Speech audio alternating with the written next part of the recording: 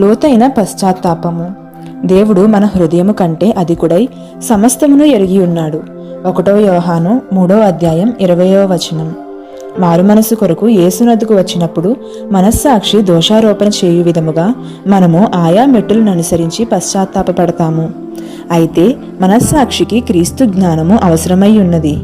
ఎప్పుడైతే మన హృదయము వెలిగింపబడుతుందో అప్పుడు మన పశ్చాత్తాపము లోతైనదిగా ఉండి మనలో దేవుని ఆత్మ నివసిస్తాడు.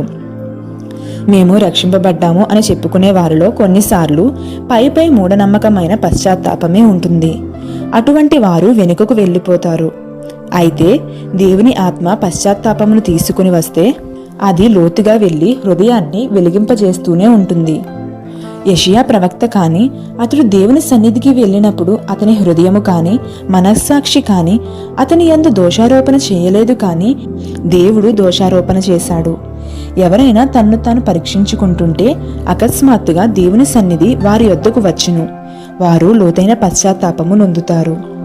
నేనెందుకు పేతురు వలె యోహాను వలె ఉండలేదు అని ప్రతివారు తమను తాము ప్రశ్నించుకోవాలి. శిష్యులలో అనేక మంది తమ పశ్చాత్తాపమును బాప్తిస్మమిచ్చి యోహాను దగ్గర మొదలుపెట్టారు. యేసు వచ్చినప్పుడు వారి పశ్చాత్తాపము ఇంకా లోతుగా వెళ్ళినది.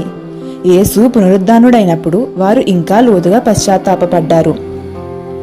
నీవు ఆ విధంగా లోతుగా పశ్చాత్తాపపడుతున్న కొలది నీవు యెషయా అనుభవంలోనికి వస్తావు. బైబిలులో రాయబడిన జీవితాలను నీవు మిగుల ఆసక్తితో అనుసరించాలి.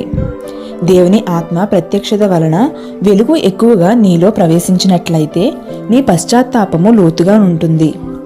దేవుడు నిన్ను దండించని దినము రాబోచున్నది. అప్పుడు దేవుని మనస్సుతో నీ మనస్సు కలిసిపోవును. అప్పుడు గొప్ప శక్తి నీలోనికి వచ్చును. చిన్న చిన్న వాటితో మనము తృప్తి పడిపోకూడదు. వెస్లీ గారి సంఘాలలో పరిశుద్ధతను గూర్చి గట్టి ప్రయత్నం ఉండినది. వారి జీవితాలు ఇంగ్లాండ్ దేశాన్ని మార్చివేశాయి. కొన్నిసార్లు నీ జీవితాన్ని చూచి కొందరు తమను దోషారోపణ చేస్తున్నావని భావించి శత్రువులుగా మారతారు. నీవు వారి పైకి తీర్పును తెచ్చావు. భయపడవద్దు, దేవుడే నీకు ప్రతిఫలమిస్తాడు. నీలోని లోతైన వాంఛలన్నీ నెరవేరుతాయి.